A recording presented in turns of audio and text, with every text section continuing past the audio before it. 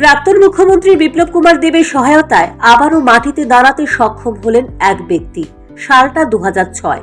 পথ দুর্ঘটনায় গুরুতরভাবে আহত হয়ে একটি পা হারিয়েছিলেন দক্ষিণ চরিলামের বাসিন্দা ভবরঞ্জন দেবনাথ। বিগত বহু বছর ধরেই অসুস্থ হয়ে বাড়িতেই ছিলেন তিনি। শেষ পর্যন্ত তাকে ফের নিজের দুপায়ে দাঁড়াতে সহায়তার হাত প্রসার করে দিলেন রাজ্যের প্রাক্তন মুখ্যমন্ত্রী তথা রাজ্যসভার সাংসদ বিপ্লব দেব। ভবরঞ্জন দেবনাথ বিপ্লব কুমার দেবের সাথে সাক্ষাৎ হবার পর প্রাক্তন মুখ্যমন্ত্রী ওনাকে ভরসা যোগান তার হারিয়ে যাওয়া পায়ে কৃত্রিম পা লাগিয়ে দেবেন।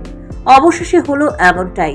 প্রাক্তন মুখ্যমন্ত্রী বিপ্লব কুমার দেবের সহায়তায় বিগত 12 দিন দিল্লিতে চিকিৎসাধীন ছিলেন ভবরঞ্জন দেবনাথ।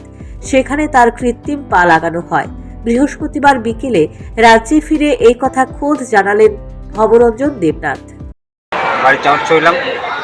চৈলাম বিধানসভা। আমি অ্যাক্সিডেন্ট হয়েছে 2006 আইটিকেল একটা ভালো লাগেছিল আমার ওরা থেকে এর দিকে তো 3-4 বছর পর্যন্ত এটা চলাফেরা করছে। এখন এটা নষ্ট হয়ে গেছে। ইদানিং স্যারে আমরা এখানে মিটিয়ে গেছি আমাদের দাদার সাথে একটু কথা বললাম। এই অবস্থা আমার একটু ভালো হয়ে গেছে। ইয়ে রাজীব জানা কি জানি রাজীব গান নাম্বারটা বেশি আমার সাড়ে করছিল 3 দিন পরেই আমার ফোন করতে দিল্লি থেকে দাদা তো ফোন করে ওগুলো একটা পাও নাই পাও বানাই দিয়ে গেছে। স্টেটমেন্ট সব কিছু আমরাই দিব, শুধু খাওয়ানটা তো না। ফট করে আমার 2টা টিকিট করে দিল। টিকিট করার পরে তো আমার সাথে একজন যাইতে হইব। আমি একজন নিয়ে গেছে আমার টাকা দিয়া আইতে ওনার টাকাটা ওনারও একটা টিকিট করে দিয়েছে। 3টা টিকিট দিয়েছে। আর হোটেলেই ছিলাম মোটামুটি ভালো ট্রিটমেন্টই করেছে আমার এগুলো। আর কী বলবো আমার ভালোই লাগতেছে একটা আছে।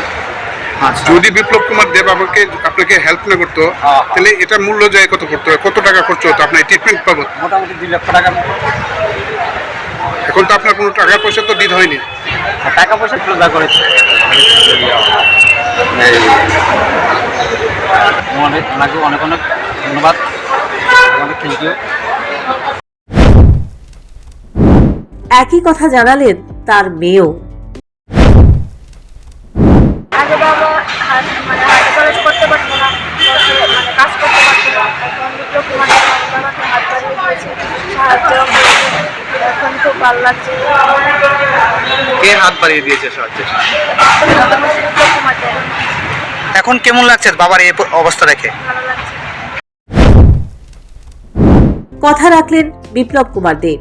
সদ্য পশ্চিম ত্রিপুরা আসনে লোকসভা ভোটে বিজেপির প্রার্থী ও বিপ্লব কুমার দেব। তাই এতে একটা বিষয় তো পরিষ্কার, কথা দিয়ে কথা রাখেন রাজ্যের প্রাক্তন মুখ্যমন্ত্রী।